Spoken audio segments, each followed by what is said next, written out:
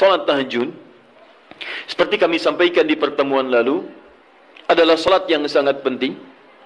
Ingat, kalau di pertemuan lalu kami sampaikan 4 keutamaan tahajud, hari ini saya tambahkan 2 dan 3 yang lain langsung dari Al-Quran. Ya, kemarin saya sampaikan 4 hal. 1, masih ingat Quran surah ke-17 ayat 79 sampai dengan 81 itu. Orang yang rajin tahajud akan mendapatkan 4 keutamaan yang tidak didapatkan oleh orang-orang yang tidak tahajud, sekalipun solat fardunya begitu khusyuk. Di antum solat fardu khusyuk, bagus, tapi nggak tahajud, nggak dapat 4 keutamaan itu. Ini sudah saya bahas panjang lebar di pertemuan lalu, saya hanya sebutkan cepat saja. 1, Allah akan mengangkat karir, pekerjaan atau aktivitasnya di tempat yang terbaik. Ya deh, jadi kalau antum misalnya pengusaha atau orang karir di kantor dan sebagainya, itu akan cenderung kemudian ditolong oleh Allah, diangkat ke tempat yang terbaik. Terbaik itu tidak harus puncak yang paling tinggi, direktur tidak misalnya. Tapi tempat yang bisa membuat nyaman hidup Anda, sholat bisa nyaman, bergaul juga nyaman, dan tenang kehidupannya.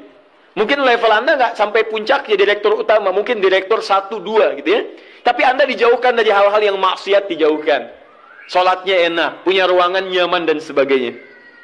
2, Allah akan bimbing setiap ahli tahajud. Allah akan bimbing sehingga menjalani awal pekerjaannya dengan begitu mudah. Wa rabbi adkhilni mudkhala sidqin. Ya Allah, tolong bimbing saya supaya mengawali pekerjaan dengan cara yang benar. 3, awas hati-hati. Anda memang posisi tinggi, sekarang dapat proyek. Apakah setiap yang dapat proyek menjalani pekerjaannya dengan benar? Belum tentu. Jangan tinggi-tinggi lah. Maaf ya, apakah orang tua yang sekarang menyekolahkan anaknya ke tempat belajar menjalani awalnya dengan benar? Hati-hati ya Bu ya, Pak. Bapak Ibu menyekolahkan anak dengan awal yang salah, maka memberikan jalan keburukan ketika dia belajar. Saya katakan, jangan pernah Anda masukkan anak Anda ke sekolah dengan menyogok. Bayar sekian supaya masuk, menyalahi aturan. Kalau awalnya sudah salah, bagaimana anak Anda bisa belajar dengan benar? Mustahil mendapatkan sesuatu yang tidak baik. Yang baik itu mustahil didapatkan. 3, wa akhrijni mukhrajas sidqin. Allah berikan jalan keluar terbaik dari persoalan yang dirasakan. Di ahli tahajud itu setiap punya masalah, bukan nggak dapat masalah ya, bukan tidak bermasalah hidupnya. Dia mendapat ujian juga. Cuman sebelum diuji, diringankan masalahnya. Sehingga seakan-akan nggak punya masalah. Padahal sama dengan yang lain. Cuma saat akan dia lalui, Allah ringankan persoalannya sehingga mudah dilalui. Dan yang keempat ini yang hebat. Ya, waj'alni min ladunka sultanan nasira. Allah akan tolong langsung orang ini ketika ada lingkungan sekitar yang akan menyakiti atau menjahilinya. Kalau diisengi orang, diganggu orang, dan sebagainya, ini orang-orang seperti ini langsung mendapatkan perlindungan dari Allah Subhanahu wa Ta'ala. Ada satu kali, ini kisah nyata, seorang saleh, ahli tahajud, sampai saking ahli tahajudnya tidak ingin meninggalkan kebiasaan ini. Ini sangat nyata kisahnya dan tidak mengarang. Satu kali Pak, kemudian malam-malam dia perjalanan dengan rombongan. Apa yang kemudian mendengar suara dan menyaksikan kebiasaan dia. Anda tahu apa yang terjadi? Dan ini apa yang dilakukan? Kabur.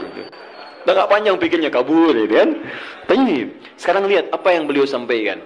Begitu datang harimau itu, perhatikan ahli tahajud ini. Dia ingat dengan janji Allah. Dia ingat dengan janji Allah. Perhatikan baik-baik ya. Kalau Anda sudah punya kebiasaan Qur'ani dalam jiwa Anda, maka ayat itu akan hadir membimbing Anda dalam setiap kesulitan Anda. Apapun itu. Nabi Yusuf dekat dengan Allah. Ketika digoda muncul ayatnya. Laula ra'a burhana rabbi. Kalau bukan melihat petunjuk dari Rabbnya, niscaya ada sesuatu yang buruk terjadi kepadanya. Tapi Allah jaga beliau. Lihat baik-baik teman-teman. Begitu melompat harimau itu, kemudian dia katakan dalam jiwanya. Lihat kalimatnya. Ya khalqallah. Hei makhluk Allah. Dia tidak katakan ya namar, hei harimau, tidak. Kalau disebutkan harimaunya, menunjuk pada zatnya. Tapi dia lekatkan makhluk ini kepada penciptanya. Hei makhluk Allah. Ya khalqallah, hei makhluk Allah. Jika saya memang rizki yang telah Allah tetapkan untukmu pada saat ini, maka saya ridho untuk engkau makan, silakan. Tidak ada masalah. Kalau Allah tetapkan saya sebagai rizki untukmu pada saat ini, silahkan. Tapi kalau saya bukan menjadi rizki yang telah Allah tetapkan untukmu pada saat ini, maka jangan coba-coba ganggu ibadahku hari ini. Lihat kalimatnya, bukan jangan makan aku. Ingat, bukan jangan makan aku. Jangan coba-coba ganggu ibadahku saat ini, atau aku akan mohonkan pada Allah penciptamu untuk menghancurkan engkau saat ini juga. Perhatikan, dia minta jangan ganggu tahajudnya, bukan jangan makan dirinya. Apa yang terjadi ketika dikaitkan dengan ayat perlindungan tentang tahajudnya, maka tiba-tiba harimau ini pergi meninggalkannya, mengaum sekali langsung pergi. Anda bisa bayangkan, bisa nggak malam-malam begitu Anda sholat, tiba-tiba ada nyamuk misalnya, kan banyak tuh. Begitu Anda mulai disengat oleh nyamuk, diambil, Anda katakan, hei nyamuk, kalau ini memang rizki yang telah Allah tetapkan untukmu saat ini, sedot sebanyak-banyaknya, saya ikhlas. Tapi kalau bukan, jangan coba-coba ganggu saya. Atau saya mohonkan kepada Allah pencipta untuk menghancurkan kau saat ini juga. Masya Allah. Kira-kira apa reaksi nyamuk? Makin banyak kayaknya. Coba cek. Berarti chemistry-nya harus lebih dibangun lagi. Tingkatkan. Itu waj'alni min ladunka sultanan nasira. Nah, maka teman-teman sekalian, dari 4 ini, kemudian Nabi menguatkan tentang itu sampai muncul ayat-ayat khusus dari Al-Quran untuk memberikan jaminan-jaminan. Ini tambahannya. Yang kelima, ini yang belum saya sampaikan pertemuan lalu. Kelima, salat tahajud itu adalah kebiasaan ahli surga saat di dunia. Jadi kalau Anda ingin melihat ahli surga yang hadir di dunia, salah satunya lihat kebiasaan salat malamnya. Bukan nonton bola. Dan tidak dikalahkan oleh bola. Dia nggak peduli mau Kroasia menang 2-1 lawan Inggris, dia nggak peduli. Ya, mau Prancis menang 1-0 lawan Belgia, dia nggak peduli. Pokoknya terserah, yang penting juaranya Prancis misalnya, gitu kan? Tidak. Dia nggak peduli, mau siapapun nggak ada masalah. Dan tidak dikalahkan. Jadi kalau Anda ingin melihat kebiasaan ahli surga saat di dunia, lihat kebiasaan malamnya. Kalau dia bangun dan mengalahkan semua kebiasaan malam ahli dunia, maka itulah ahli surga. Salah satu kebiasaannya. Ya, kalau nanti turunan dari tahajud yang muncul, nanti saya terangkan. Yang berhasil tahajud, ciri-cirinya begini. Jadi jangan dilihat setiap yang malam sholat itu disebut ahli tahajud, belum tentu, ada ciri-cirinya. Tapi ciri yang pertama, yang melekat kuat, kelihatan nampak, pertama adalah ciri ahli surga, dia memiliki kecenderungan untuk sering bangun malam. Dalilnya Quran surah ke-51, ayat 15 sampai dengan ayat ke-17-nya. Innal muttaqina fi jannatin wa 'uyun, sungguh di antara orang takwa itu nanti akan ada yang mendapatkan hadiah taman surga.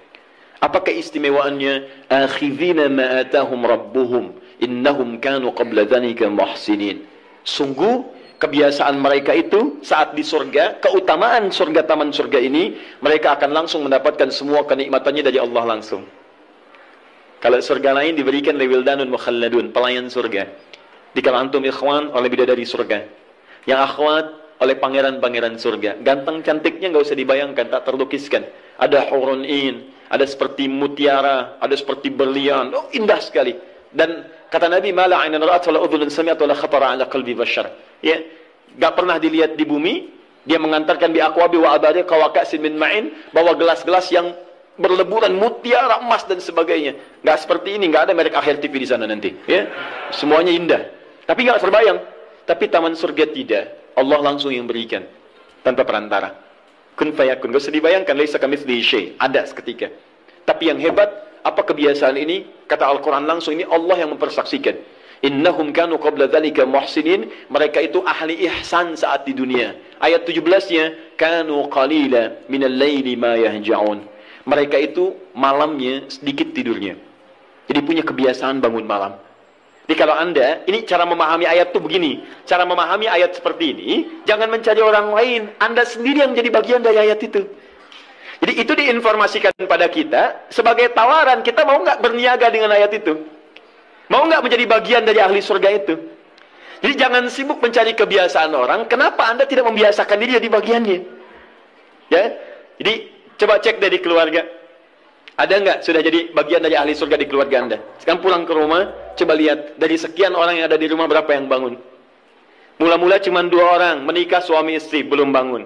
Allah kirimkan anak belum bangun. Sudah ada cucu belum bangun. 10 orang di rumah nggak ada yang bangun. Masa satu pun nggak ada yang jadi ahli surga? Ayo coba. Makanya karena saking tingginya ayat ini, Nabi sampai membangunkan istrinya, membangunkan menantunya, membangunkan anaknya Fatimah Az-Zahra, menantunya Ali bin Abi Thalib. Dibangunkan oleh beliau, ayo bangun, bangun, bangun. Saking inginnya keluarga Nabi terpancar cahaya surga sejak mulai di dunianya. Teman-teman pulang ke rumah ya, coba lihat tuh. Anak-anak yang di pesantren kalau pulang dan sebagainya, malam bangun gak dia? Coba biasakan, bangun, bangun, bangun.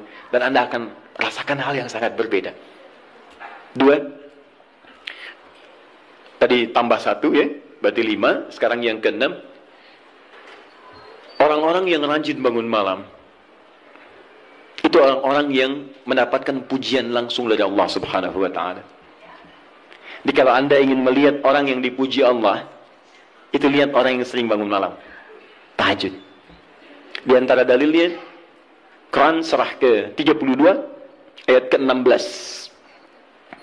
Tatajafa junubuhum 'anil madaji' yad'una rabbahum khawfan wa tam'a wa mimma razaqnahum yunfiqun. Setelah kita sujud itu, ayat sajadah, Allah terangkan. Itu indah sekali kaitannya. Nih, di antara orang sujud ini, ada yang lebih hebat lagi. Kalau Anda sholat subuh baca misalnya ayat sajadah, sujud. Allah terangkan. Di antara sifat orang yang rajin sujud ini, adalah orang-orang yang rajin tahajud. Tatajafa junubuhum 'anil madaji'. Mereka sering menghindari tempat tidur di malam harinya. Maksudnya apa? Rajin tahajudnya. Ada orang-orang yang dipuji oleh Allah Subhanahu wa Ta'ala karena kebiasaan malamnya dia menghindarkan diri dari tempat tidur. Maksudnya bukan nggak tidur, rajin bangun malamnya. Rajin bangun malam. Bapak Ibu kurang apa lagi ya? Kalau ada orang dipuji misalnya saat di dunia, presiden memuji seseorang, artinya presiden menyukai dia. Artinya presiden menjamin kemudahan baginya. Kalau ada orang yang dipuji Allah, artinya Allah mencintai dia dan menjamin kemudahan dalam kehidupannya. Maka dekati orang-orang seperti ini. Saya sarankan kalau antum punya teman, ikhwan sekalian, sedang mabit misalnya, atau tugas dinas keluar. Tiba-tiba tengah malam di hotel dia bangun sholat, itu teman terbaik Anda. Saya katakan pada Anda, tandai orang ini, dan dekati dia saat di kantor. Bangun ukhuwah dengannya, persahabatan dengannya. Maka ketika Anda mendekati orang-orang yang dipuji oleh Allah, maka Anda pun akan kedapatan bagian dari pujiannya. Karena mustahil orang yang dijaga oleh Allah mengajak Anda pada maksiat. Itu mustahil. Mustahil. Sama teman-teman yang masih di kampus, kalau malam-malam misalnya, di asrama atau pulang, tiba-tiba ada orang-orang yang kelihatan sholat malam, dekati orang ini. Jadilah bagian dari sahabatnya. Dan dengan itu, saya ajak, coba cek pasangan hidup Anda. Jangan-jangan selama ini, Anda berdua belum mendapati sesuatu yang terbaik. Kalau ibu ingin suaminya dipuji oleh Allah Subhanahu wa Ta'ala, maka bangunkan malamnya supaya dia sholat. Kalau Anda, istri Anda ingin dipuji oleh Allah Subhanahu wa Ta'ala, bangunkan malamnya supaya dia sholat. Dan kalau bisa keduanya kompak. Pernah kan saya sampaikan di pertemuan lalu, Nabi menyampaikan, lihat rahimallahu mra'an atau rajulan. Allah merahmati seorang lelaki. Kemudian yang bangun di pertengahan malam dia sholat, lantas membangunkan istrinya dan mencipratan air di wajah istrinya supaya dia bangun menunaikan sholat malam. Seperti Allah merahmati seorang istri yang bangun di malam hari untuk sholat, kemudian dia mencipratkan air di wajah suaminya supaya bangun untuk sholat. Saking tingginya mendapatkan pujian Allah, sampai kata Nabi SAW, ayo bangunkan istrimu sekalipun kau cipratkan air di wajahnya. Tapi mohon izin Bu ya, maksud hadis itu, kalau sudah ada komitmen dan rencana bangun di malam harinya. Nggak ada ya? Bukan ibu ngaji sekarang, suami nggak hadir. Terus dengar itu, terus nggak punya rencana. Aduh, saya pengen suami dipuji Allah. Masya Allah, malam-malam segayung Pak. Mama kenapa? Hadis Nabi Pak. Oh, hadis Nabi. Aduh, siapa yang ngajarin? Itu yang repot. Paham ya? Baik, sudah yang terakhir. Ini menunjuk pada keutamaan tahajud. Kemarin 4, saya tambahkan jadi 3. 1, masih ingat tadi yang pertama apa? Allah Subhanahu wa Ta'ala menjamin ia sebagai ahli surga, kebiasaan yang ada di dunia. Yang kedua, Allah memuji orang ini. Dan yang ketiga, tahajud itu kebiasaan orang soleh yang ditekankan oleh Al-Quran dan hadis Nabi SAW. Kebiasaan orang-orang soleh. Jadi, kalau yang pertama ahli surga, kedua dipuji Allah, yang ketiga langsung dikuatkan orang-orang soleh. Dan orang-orang soleh itu, mohon izin ya, maaf, orang soleh itu tempatnya saat di surga, itu sesurga dengan semua nabi. Semua nabi dan rasul. Ayatnya ada di Quran surah keempat An-Nisa ayat 69. Paling kanan di pertengahan. وَمَنْ يُطِعِ اللَّهَ وَرَسُولَهُ فَأُولَئِكَ مَعَ الَّذِينَ أَنْعَمَ اللَّهُ عَلَيْهِمْ مِنَ النَّبِيِّينَ was-siddiqina wasyuhada was-salihin wa hasuna ulaika rafiqa. Siapa yang mau menaati Allah dan Rasul-Nya, maka dia bisa sesurga dengan orang-orang yang telah Allah berikan jaminan nikmat surga untuk mereka. Di antara mereka para nabi, awas, para syuhada, siddiqin, orang-orang jujur, wassalihin, orang-orang saleh. Ini syahidnya di ayat ini bahwa orang-orang saleh akan sesurga bersama semua nabi. Saya pernah katakan pada Anda, kalau beberapa nabi saja, maka bahasa Arabnya bukan nabiyin, tapi anbiya. Anbiya. Karena itu ada surah ke-21, surah Al-Anbiya. Di situ dikisahkan beberapa nabi saja. Puncaknya di Quran surah 21 ayat 83 sampai 90. Di situ ada kisah Nabi Zakaria, kisah Nabi Yunus, kisah Nabi Ayub dan sebagainya. Anda bisa baca itu, ada turunan para nabi, tapi tidak semua nabi dikisahkan. Tapi kalau Anda ingin sesurga dengan semua nabi tanpa kecuali, maka Anda kerjakan sebagai orang soleh saat di dunia, ada peluang mendapatinya. Nah, ciri orang soleh yang ditekankan itu, dia adalah orang-orang yang rajin. Ayat kedua, wa minal laili fasjud lahu wasabbih. Tapi sebagian malam cari waktu untuk banyak bersujud kepada Allah dan memperbanyak tasbih kepadanya. Di antara makna tasbih dan sujud itu adalah tahajud. Dari mana taunya tasbih dan sujud bagian dari tahajud? Itulah nanti yang akan kita bahas tentang sifat salat tahajud Nabi dalam pertemuan yang sekarang. Baik, sekarang kita mulai materi intinya. Tadi muqaddimah, ya. Baik. Bismillah.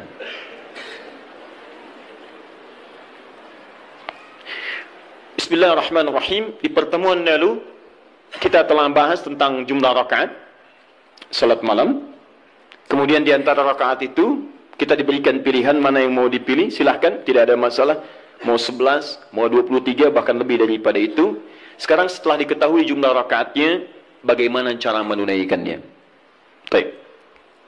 Hadis pertama, Abu Daud, nomor hadis 1369.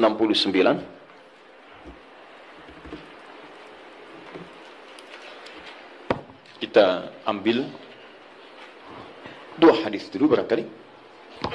Bismillah. Satu, hadis riwayat Abu Daud. Masih ingat ya? Abu Daud nama aslinya Sulaiman dari Sijistan, dikenal dengan Sulaiman As-Sijistani.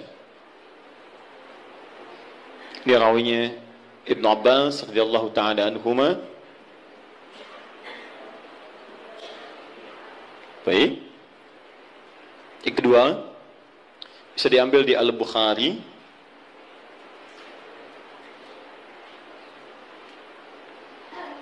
Nomor hadis dari 2008 bisa sampai 2012. Saya kasih jeda ke sini ke 2010-nya. Ini kebiasaan dengan Sayyidah Aisyah, ke sini dengan Sayyidina Umar bin Khattab radhiyallahu taala anhu. Tiga, bisa diambil hadis riwayat Muslim. Nomor hadis 763. Kita ambil tiga dulu karena waktu kita agak terbatas hari ini.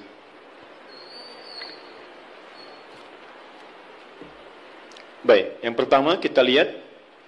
Sekarang kita akan bicara tentang teknis atau cara menunaikan tahajud. Sifat pertama, apakah tahajud ditunaikan sendirian atau karena bacaan tahajud Nabi sampai dengan kesalam. Ya, kita mulai bagian pertama. Bismillahirrahmanirrahim. Tentang persoalan apakah salat tahajud ditunaikan sendiri atau berjamaah. Kita ambil hadis pertama di Abu Daud nomor hadis 1369. Hadis ini telah kami kopikan tentang dari awal pembahasan dan alhamdulillah saya hakul yakin sudah dibagikan, ya. Mungkin sebagian yang datang pada kesempatan ini ada yang belum mendapatinya. Mudah-mudahan nanti kita tampilkan kembali untuk bisa dipahami dengan baik. Singkatnya adalah ketika Nabi sallallahu alaihi wasallam menginap di rumah istri beliau Sayyidah Maimunah, kemudian Ibnu Abbas radhiyallahu taala anhuma juga ingin menginap di rumah Sayyidah Maimunah. Setelah itu tujuannya untuk mengetahui kebiasaan Nabi. Ini Bapak Ibu, maaf ya, kalau saya harus sampaikan permohonan maaf di awal, kebanyakan orang belajar hadis itu seringkali melewati muqaddimahnya, pengantar hadisnya. Hanya langsung ingin tahu poin-poinnya aja isinya seperti apa. Padahal pengantar hadis itu memberikan inspirasi pada kita membentuk karakteristik seperti orang-orang baik di masa lalu. Jadi saya sarankan kepada Anda, kalau Anda belajar hadis, kemudian ingin Anda bahas, ada dua hal penting di hadis itu. Satu sanad, dua matan. Sanad itu adalah singkatnya silsilah periwayat hadis yang meriwayatkan hadis itu sampai pada kita. Siapa yang meriwayatkan hadisnya? Pelajari kenapa dia bisa meriwayatkan hadis, apa kebiasaannya. Yang kedua matan, matan itu isi hadisnya. Nah sekarang lihat baik-baik ya. Ibnu Abbas ini yang meriwayatkan hadis kita ini, yang sampai kepada kita. Siapa Ibnu Abbas ini? Ini masih kecil anaknya. Ya, anaknya Abbas. Abbas punya dua anak laki-laki, satu Fudail, kedua Abdullah. Abdullah ini ketika dilahirkan, suasananya lahir tumbuh di akhir-akhir kehidupan Nabi sallallahu alaihi wasallam. Jadi masih kecil. Nabi meninggal dunia wafat usianya masih 13-14 tahun. Tapi ingat betul, Abdullah kecil ini diinvestasikan oleh orang tuanya untuk belajar pengetahuan dari Nabi sallallahu alaihi wasallam. Di Abbas ini visinya dalam, beliau itu pengusaha apa? Pengusaha. Sebelum masuk Islam itu ahli riba, rentenir pada saat itu. Bahkan riba yang dibebaskan pertama kali, ayat riba yang turun untuk membebaskan ribanya Abbas. Dibebaskan, begitu keluar dari jerat-jerat yang buruk itu, usahanya meningkat jadi kaya. Tapi hebatnya, status kekayaannya tidak melunturkan visi hidupnya untuk mendekatkan anaknya dekat dengan Nabi SAW. Jadi tidak menghalangi Anda boleh jadi direktur apapun silahkan. Direktur A, direktur B, pengusaha A, pengusaha B, nggak jadi masalah. Tapi masa iya sih dari sekian anak Anda nggak ada yang hafal Quran? Anda harus punya cita-cita. Ini saya bekerja di sini, saya belum hafal Quran, tapi anak saya, dia mesti hafal. Anak Anda 4 kali yang pertama ini penghafal Quran. Yang kedua ahli hadis, ketiga ahli tafsir, keempat ahli fiqih. Allahu Akbar. Begitu Anda mendapatkan kesulitan di rumah tentang hal tertentu, anak Anda solusinya di situ. Begitu mendapatkan masalah, kakak sini, apa ayatnya? Oh ini ayat, bla bla bla bla bla. Selesai. Masya Allah. Adik, hadisnya apa yang menguatkan ini? Ini ayat. An-mada kalau Rasulullah SAW. Selesai. Apa hukum fikihnya? Ini ayat. Masya Allah. Apa turunan tafsirnya? Ini abi. Masya Allah. Sudah. Ustaz nggak laku. Nggak lengkap di rumah. Ya. Nah ini disiapkan oleh Abbas, anak pertama saya. Karena dia sudah dewasa, maka saya hibahkan untuk membantu Nabi. Makanya banyak kisah tentang sirah Nabawiyah wafatnya Nabi, itu hanya berhenti wafat di pangkuan Sayyidah Aisyah. Berwudu, sholat, di pangkuan Sayyidah Aisyah wafat. Tapi siapakah yang membawakan air wudunya? Fudail, kakaknya Abdullah. Beliau yang bawakan air wudunya. Berwudu Nabi kemudian dengan bejana itu. Dan itu sampai berkhidmat pada Rasulullah sampai di akhir hidupnya. Tapi yang kecil ini langsung dihadirkan nuansa cinta kepada Nabi untuk mempelajari bagian kesolehan dan pengetahuannya. Ini tandanya seperti ini. Maksudnya adalah, kata para ulama hadis, jika Anda memiliki anak-anak yang serupa, laki-laki atau yang sebagainya, kemudian menemukan orang-orang soleh sekitaran Anda, maka dekatkan anak itu kepada dirinya atau majlisnya. Hadirkan. Kami dulu waktu belajar terbiasa, di mana ada syekh, kita lazimi syekh itu. Sekalipun kami jadi pembantunya. Itu biasa. Bawakan tasnya. Begitu bawakan tas, di jalan kita tanya masalah hukum dan sebagainya. Kadang kami gorengkan makanan untuknya. Begitu digorengkan, selesai dihidangkan, itulah yang hadir dari lisan beliau. Kalau Rasulullah SAW, Rasulullah SAW bersabda, jika kamu menghidangkan makanan begini, wah datang kepada kita tuh. Diindah, jadi niat kita itu untuk belajar. Sama, ya dulu Ja'far As-Shadiq punya pembantu. Pembantunya sampai hafal Quran. Untuk memahami akhlaknya. Sampai tahu kebiasaannya. Tahu Anda kisahnya? Satu ketika kemudian datang seorang tamu, tiba-tiba dia bawakan air, begitu bawakan air terpleset, jatuhlah kemudian air itu, gelasnya kemudian airnya tumpah mengenai jubah tuannya. Begitu terkena jubahnya, wajahnya berubah. Dia tahu, kata pembantunya, Masya Allah, ini ahli surga nih. Ahli surga itu turun ayatnya. Quran surah Ali Imran surah ketiga, ayat 133 sampai 134. Kata pembantunya, wal kadhiminal ghaidha. Ahli surga sanggup menahan marah. Kata Ja'far, saya enggak marah. Pembantunya tahu, sekarang enggak marah, tapi mungkin belum tentu memaafkan. Teruskan ayatnya, wal afina 'anil nas. Dan Allah menyukai orang-orang memberikan maaf pada orang lain. Kata Ja'far, saya maafkan. Yang hebat yang ketiga, beliau tahu Ja'far punya kebiasaan untuk sedekah. 2000 dinar selalu ada dalam kantungnya. Kata pembantunya, Allahu yuhibbul muhsinin. Dan Allah senang pada orang-orang yang berbuat baik. Kata Ja'far, dikeluarkan 2000 dinar, saya berikan sekarang, kamu bebas, gak usah jadi pembantu saya lagi. Masya Allah. Luar biasa. Dan itu kisah-kisah itu banyak teman-teman. Anda bisa gali kisah-kisah yang bisa menguatkan iman kita. Jangan cuma cari bacaan-bacaan nggak jelas tuh ngapain? Main tik-tok, nggak ada kerjaan. Itu apa gitu? Saya aja bingung, ada orang sampai ngerjain ini, saya nggak tahu itu apa gitu ya. Cuma lihat di berita kok kenapa gitu. Dan nggak ada faedahnya, kenapa sih? Kenapa nggak cari tentang kisah-kisah soleh orang dulu, terus praktekkan di rumah, bisa menguatkan iman kita. Nah, salah satunya Ibnu Abbas. Jadi Anda, maaf ya, kisah ini kita tarik sebagai inspirasi. Kalau Anda sudah berkeluarga, coba di antara sekian anak itu mesti disiapkan. Ini mau jadi apa, ini jadi apa. Dan ada kebanggaan di akhirat nanti. Misalnya nanti yang pakaikan mahkota kami di akhirat. Saat kami pulang menghadap Allah. Siapkan, semua harus hafal Quran.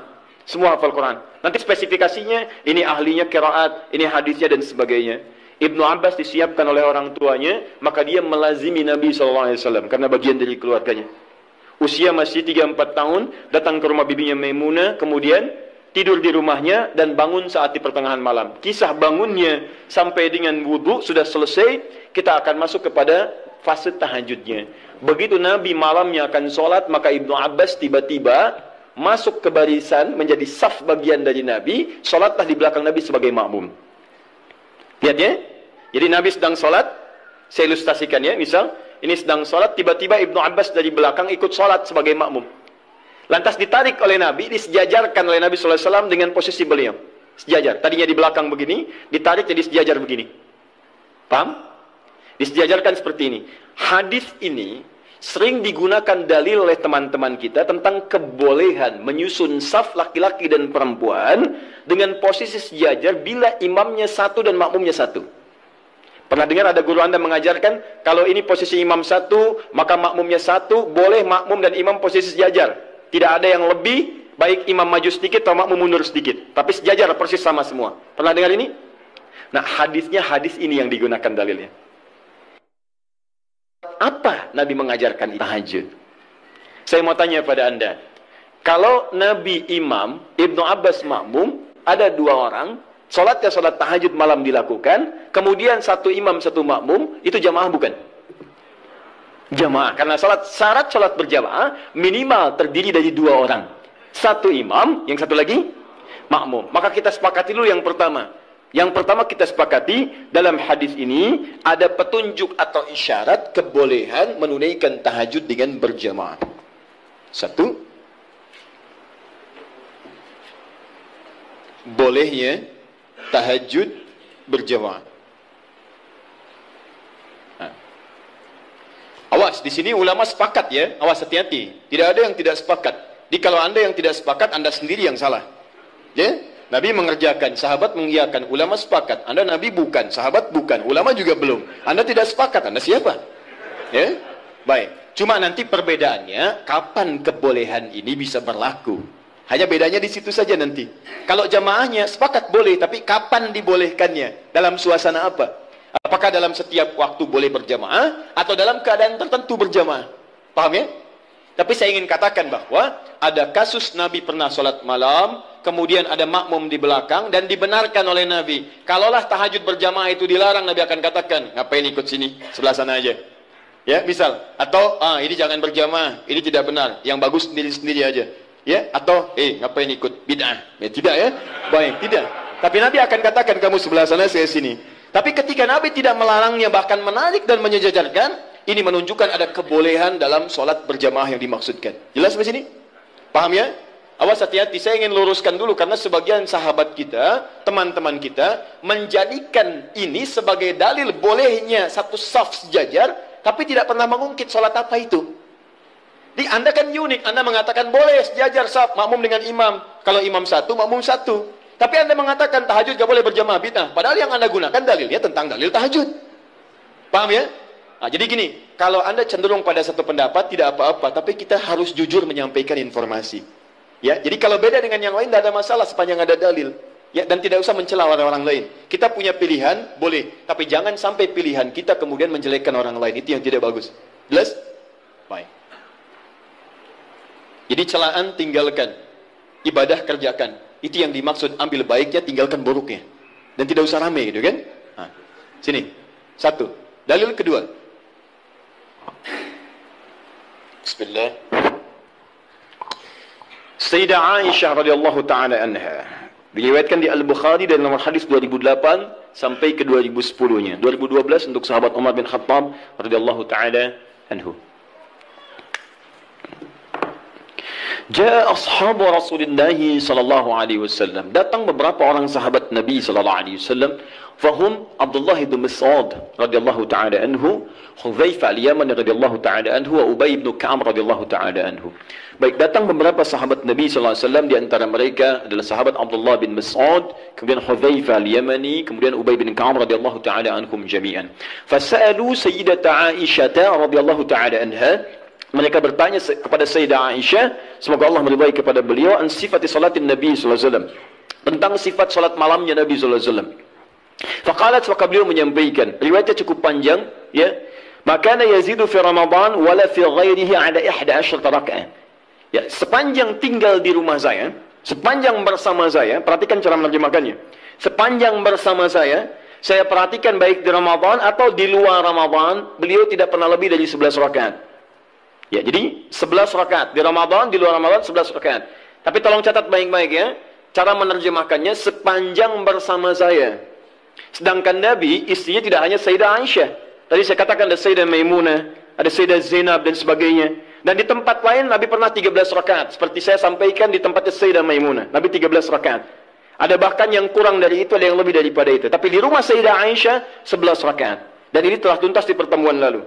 Perhatikan, yusalli arba'an, kemudian beliau salat 4 rakaat. Thumma yusalli arba'an, kemudian 4 rakaat. Thumma yusalli thalathan. Beliau salat 4 rakaat dan 3 rakaat. 4, 3. 4 tambah 4, 8 tambah 3, 11. Ini seperti kesimpulan di pertemuan lalu, boleh kita menunaikan salat malam dengan 11 rakaat, formulasinya 4, 4, 3. Kalau Anda ingin 2, 2, 2, 2, ujungnya 1, boleh. Hadisnya telah saya sampaikan. Bahkan masih tertulis di Abu Dawud nomor hadis 1369. Jadi kalau 11, boleh gunakan 2, 2, 2, ujungnya 1. Atau kalau witirnya 3, kemudian 8 tambah 3. Atau 4, 4, 3. Selesai. Tapi pembahasan kita bukan di situ. Teruskan hadisnya. La tas'al an husnihinna wa tolihinna. Tapi jangan ditanyakan bagaimana panjang dan bagus bacaannya. Jangan ditanya. Maka setelah peristiwa itu, beberapa malam kemudian mereka mengikuti Nabi SAW, sholat di belakang Nabi SAW dalam kesempatan sholat malamnya. Dimulai dari Hudzaifah, dimulai dari kemudian Abdullah bin Mas'ud dan yang lainnya. Yang paling menarik, bahkan tersebut nanti di Al-Bukhari, bahkan di hadis Muslim, teman-teman sekalian, indah. Kata Hudzaifah, termasuk Abdullah bin Mas'ud, tidak ada sholat seindah sholat di belakang Nabi SAW. Tidak ada sholat seindah sholat di belakang Nabi SAW. Ini yang mereka kisahkan sholat malam. Kata Abdullah bin Mas'ud, Rasulullah SAW kemudian membaca 100 ayat Al-Baqarah pertama. Saya duga akan selesai, ternyata beliau lanjutkan. Yang paling menarik, lihat. Ketika beliau membaca ayat tasbih, maka beliau berhenti bertasbih terlebih dahulu. Ketika membaca ayat doa, maka beliau berhenti berdoa terlebih dahulu. Ketika kemudian sampai pada ayat-ayat perlindungan, perlindungan itu tentang berlindung dari neraka, dari azab dan sebagainya, maka beliau berhenti untuk berlindung kepada Allah dari semua keburukan itu dulu. Anda bisa bayangkan, nanti ketika masuk ke bacaan saya terangkan tentang makna ini. Tapi poinnya adalah, saya mau tanya pertama kali, 3 orang sahabat ini sholat di belakang Nabi dalam kesempatan sholat fardu atau sholat sunnah? Sunnah. Sholat sunnahnya siang atau malam? Malam. Malamnya tahajud atau bukan? Artinya, boleh kemudian dalil ini bahkan tersebut di kitab yang sangat sahih, hadisnya sahih, menunjukkan kebolehan menunaikan sholat tahajud secara berjamaah. Paham? Baik. Ini dalil yang kedua. Ini dalil yang kedua. Tapi bagaimana pemahaman ulama dalam menafsirkan kebolehan ini? Karena jangan tafsirkan oleh kita sendiri. Rujuk para ulama. Ibnu Majah nomor hadis 233. Innal ulama warathatul anbiya. Sungguh para ulama itu pewaris para nabi. Wa innal anbiya la yurithuna dirhaman wala dinaran, walakinnahum yurithuna al-ilma. Sedangkan para nabi tidak pernah mewariskan dinar dan dirham. Mereka mewariskan pengetahuan. Artinya, kalau ada ilmu yang pernah disampaikan oleh Nabi, maka kita harus merujuk pada pemahaman ulama. Bagaimana mereka menafsirkannya? Paham ya? Awas, dan ulama itu luar biasa. Mereka belajar puluhan tahun. Imam Al-Bukhari itu menulis Sahih Al-Bukhari 16 tahun. Sebagian di Mekah disempurnakan di Madinah. Lalu Anda menyimpulkan dalam 16 jam. Mustahil. Ya? Nah ini, dalil-dalil tadi menunjukkan kebolehan sholat berjamaah. Lantas bagaimana memahami tentang kisah-kisah tadi dalam kebolehan yang dimaksudkan Maka ulama terbagi pada dua pendapat utama dari sini. Dan ini yang boleh kemudian kita amalkan dalam kehidupan. Satu,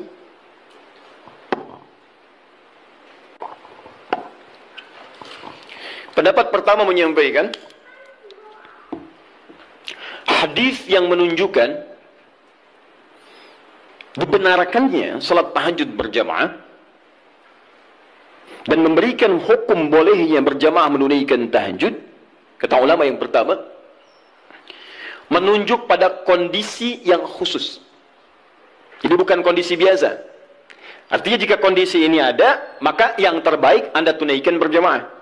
Tapi kalau kondisi dimaksud tidak ditemukan, maka sendirian itu lebih utama. Apa kondisinya? Satu, memberikan tuntunan atau pelajaran bagi orang yang belum terbiasa menunaikan tahajud. Belum biasa dia. Ya, belum ada kebiasaan pada dirinya. Ini menunjuk pada hadisnya Ibnu Abbas radhiyallahu taala anhuma. Kan ini baru pertama kali berkunjung kan ke rumah bibinya Sayyidah Maimunah, kemudian tiba-tiba salat di belakang Nabi, oleh Nabi ditarik, diajarkan bagaimana caranya menunaikan salat malam, kekhusyuannya dan sebagainya. Jadi kalau Anda misalnya dalam kondisi ingin membimbing orang-orang tertentu, bisa di rumah suami ingin membimbing dengan istri atau membiasakan dengan anak-anak yang belum terbiasa salat malam, ya. Tiba-tiba anak Anda beranjak misalnya jadi semakin dewasa, sudah baligh, Anda ingin bangunkan malam hari, jangan biarkan dia sendiri. Khawatirnya karena belum terbiasa, belum mengerti cara menunaikan salat malamnya. Paham ya? Tiba-tiba Allahu Akbar, rakaatnya kencang, alhamdulillah sedang tahajud. Lama nggak keluar bunyinya, lama-lama ketahuan tidur di sejadah, gitu kan? Nah, karena belum terbiasa. Ya, Allahu Akbar, baca surat, sudah baca surat, ruku Allahu Akbar, begitu sami Allahu liman hamidah, kedengaran dari samping, gol, ya, berubah suasana hidupnya. Salatnya ditinggalkan, kemudian langsung update status, itu kan repot juga.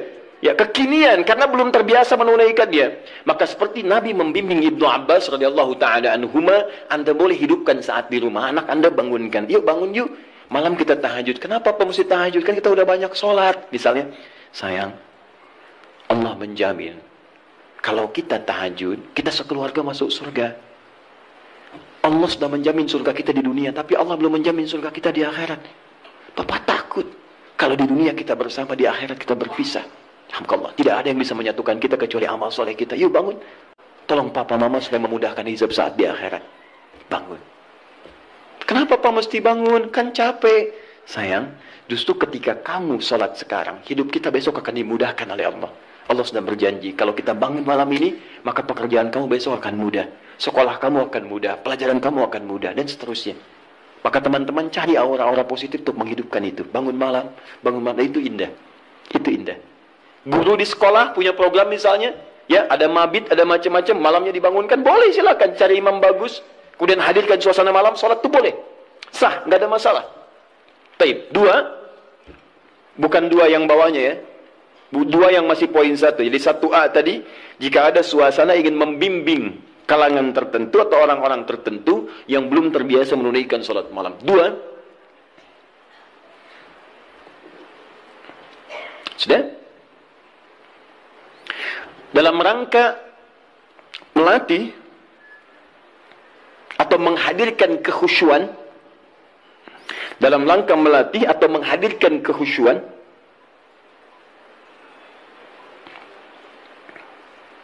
juga menyempurnakan hafalan Al-Quran.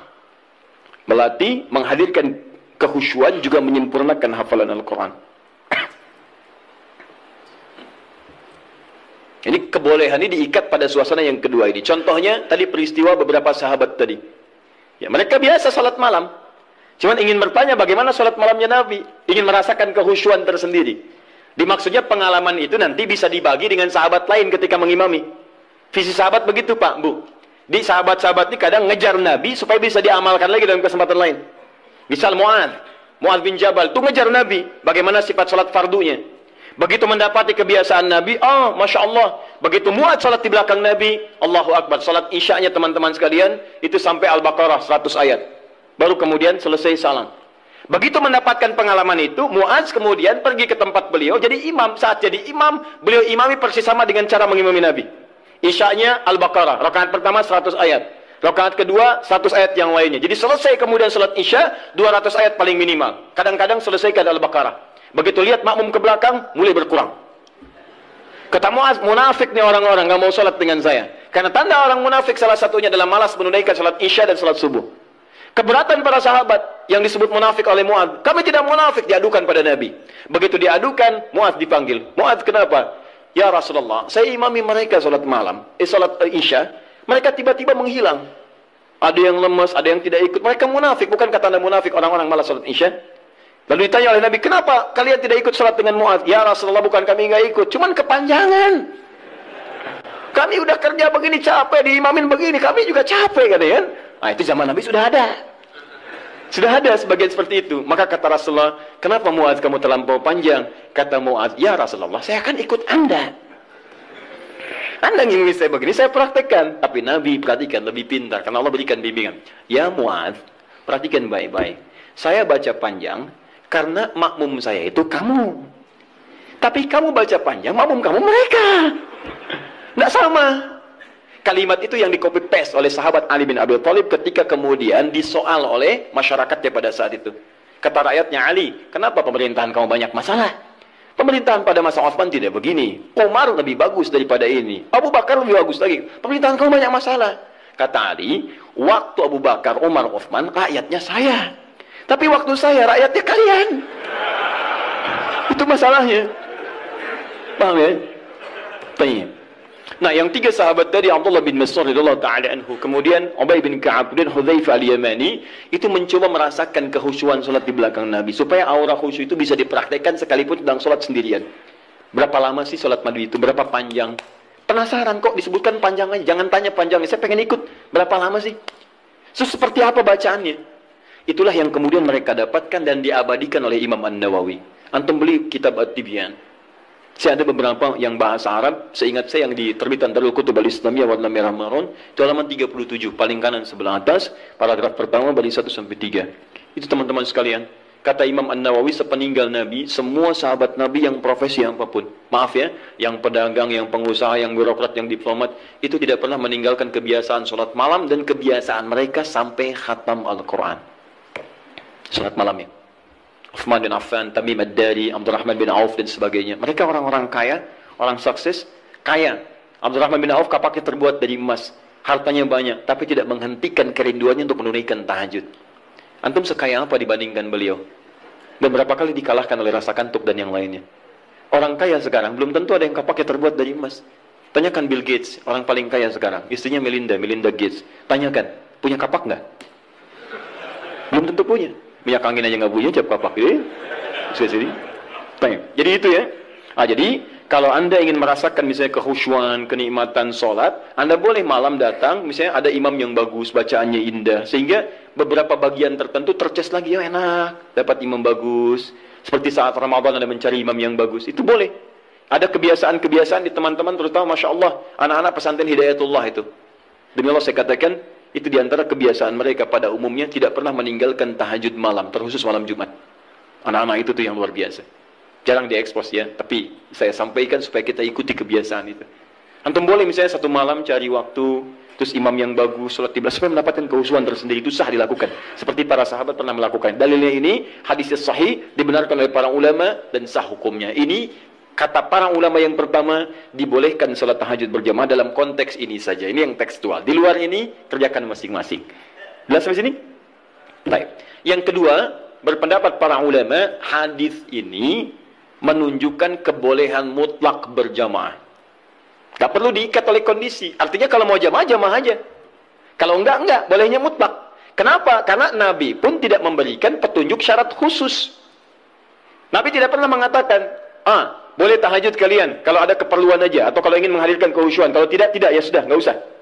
Maka ulama yang kedua mengatakan, sepanjang tidak dikhususkan, maka jangan jadikan yang umum itu kemudian ditaksis jadi hukum umum, jadi hukum khusus. Di yang kedua mengatakan, dari sini tahajud boleh mutlak berjamaah. Artinya kalau ingin jamaah, jamaah. Kalau tidak, nggak apa-apa. Paham di sini? Jadi kalau yang pertama mengikat dengan dua kondisi tadi, kalau tidak ada itu nggak usah berjamaah. Kemudian yang kedua mengatakan ingin sendirian boleh, ingin berjamaah boleh, dan bolehnya boleh mutlak. Artinya kalau ingin silahkan, tidak silahkan. Suami istri bangun malam, pengen tahajud berjamaah, boleh silahkan. Pengen masing-masing, tidak ada masalah. Jelas sampai sini?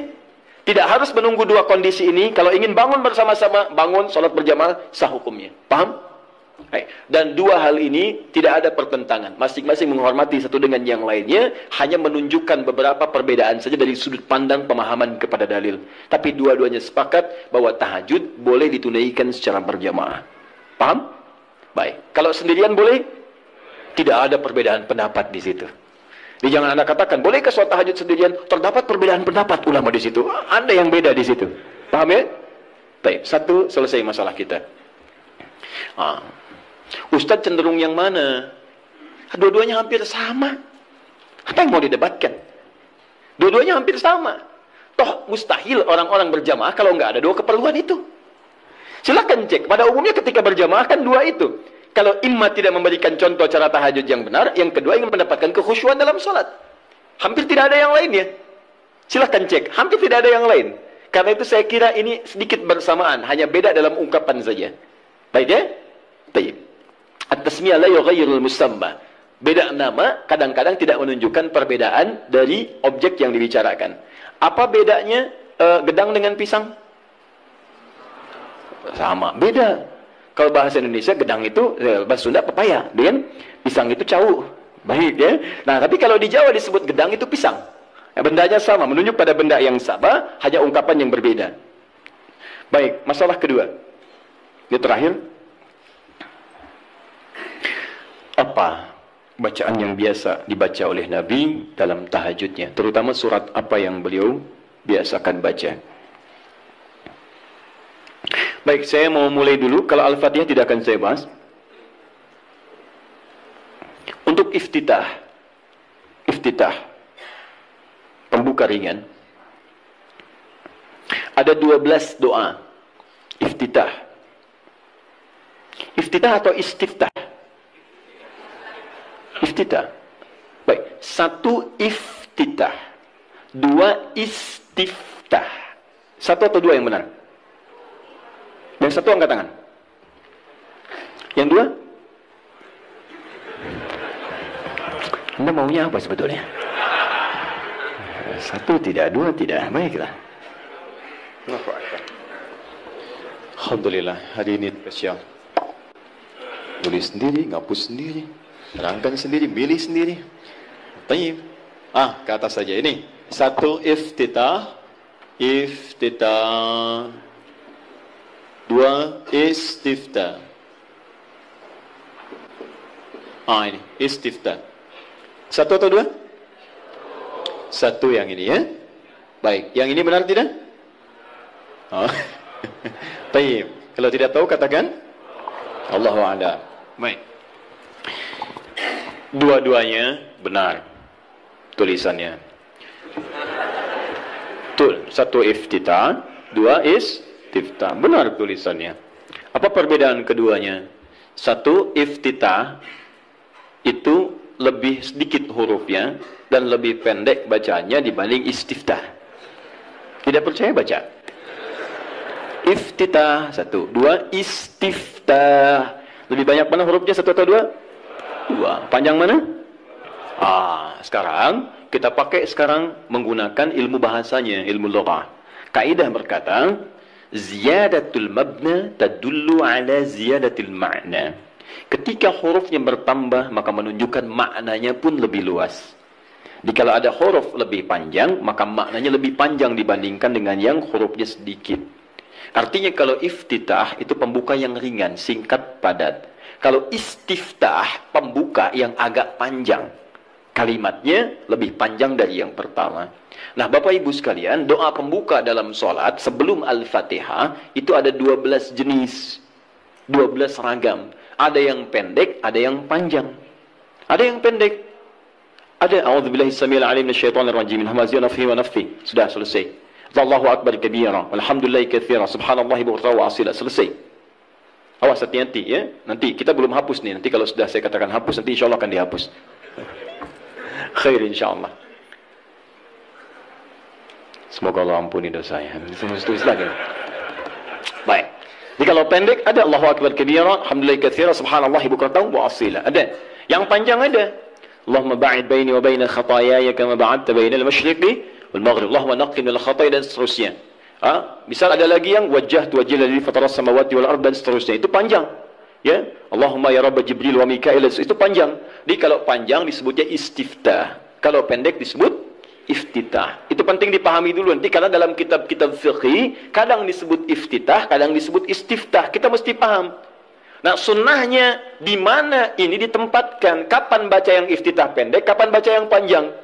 Maka saya sampaikan pada Anda, kebiasaan Nabi kalau beliau sholat dalam situasi yang sedang dikejar oleh aktivitas yang lain, misal safar atau kondisi mendesak, maka beliau tidak pernah membaca yang panjang-panjang, singkat. Allahu Akbar kabir, alhamdulillah katsira, subhanallah bukratan wa asila, selesai. Kalau Anda baca wajah itu setelah itu artinya dua doa digabungkan jadi satu. Jelas ya? Tayyib. Kalau kemudian Anda bacakan a'udzubillahi samil alim minasyaitonir rajim min hamazati wa nafthihi wa nafthihi, selesai. Pendek, itu yang iftitah. Jadi kalau Anda dalam sholat-sholat di qasar, saat safar, jangan baca yang panjang-panjang. Sholatnya aja di qasar, kenapa iftitahnya dipanjangin? Kadang bahkan nggak dibaca sama sekali. Seperti dalam sholat tarawih, lebih pendek lagi. Ya, jadi dan seterusnya. Di teman-teman itu penggunaannya. Kalau dalam sholat-sholat fardu baca yang menengah, Allahumma ba'id dan sebagainya. Tapi dalam sholat malam, apalagi dalam sholat sendirian, yang kekhusyuan terjadi antara pribadi dengan Allah, tersambung dengan Allah Subhanahu wa taala, maka Nabi seringkali memilih yang panjang dalam iftitahnya. Maka dipilihlah kemudian yang istiftah. Allahumma ya Rabb Jibril wa Mikail dan seterusnya, atau yang wajjahtu wajhil ladzi fatara as-samawati wal ardh hanifan musliman wa ana minal musyrikin dan seterusnya. Itu panjang. Itu boleh. Bacakan pilih yang paling panjang sehingga ada getaran-getaran pada jiwa. Ada semacam warming up, kita lebih tersambung dulu sebelum membaca surat-surat yang lainnya. Ini koreksi ya bagi diri saya pribadi dan juga pengingat bagi Bapak Ibu sekalian. Maaf sebesar-besarnya. Ada sindiran halus dalam Quran tapi begitu tajam maknanya. Umumnya orang sholat, bahkan ada yang tidak memahami apa yang dibaca dan dilakukan dalam sholatnya. Masalah kita sekarang, kenapa orang sholat itu menghadirkan kehusyuan? Karena umumnya banyak orang yang masih belum paham apa yang dibaca dalam sholatnya. Bagaimana sholat kita bisa khusyuk kalau kita nggak ngerti apa yang dibaca? Saya mohon Bapak Ibu sekalian, cobalah dalam sepekan misalnya. Hari ini saya mau paham iftitah dulu. Supaya ketika saya paham, saya bacakan, ada getaran pada jiwa saya.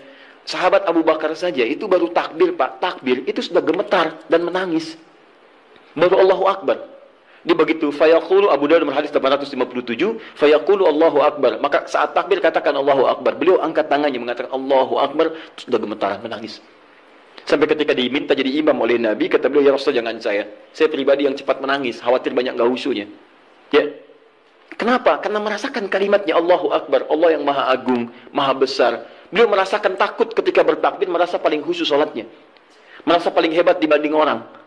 Merasa paling luar biasa dibandingkan orang lain.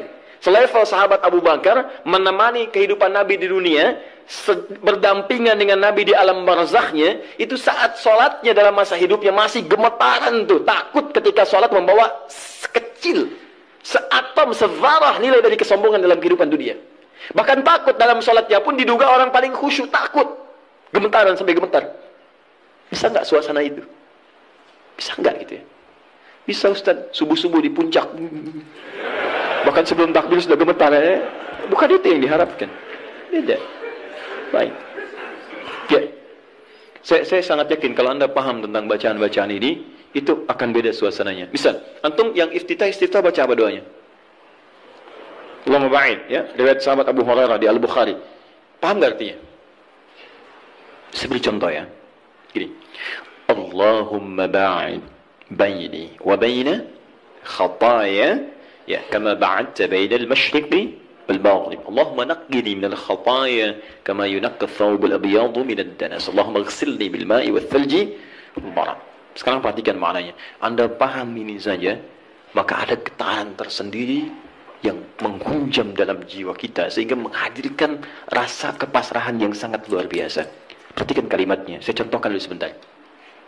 Bismillah. Allahumma ba'id baini wa baina khataayaya. Saya tunjukkan dua kalimat saja. Satu ba'id, begini. Yang kedua khataaya, iya. Khataaya. Ya terakhirnya pendek, nggak panjang ya. Ya. Saya mulai yang ini dulu. Khataaya, ya. Ini dua kalimat yang disatukan. Kalimat pertama khataya, ini keduanya plus ya kecil, khataya plus ya pendek, ya disatukan. Kalau ini saya naikkan ke atas, saya tuliskan dulu begini, khataya. Ini jamak dari kata khataun. Jamak ini ada dua, satu akhtaun, akhta. Yang kedua khataya. Perhatikan. Apa artinya khata? Artinya salah. Yang berpeluang memiliki dosa. Khata, salah. Ada di antara kita yang tidak punya salah? Boleh angkat tangan?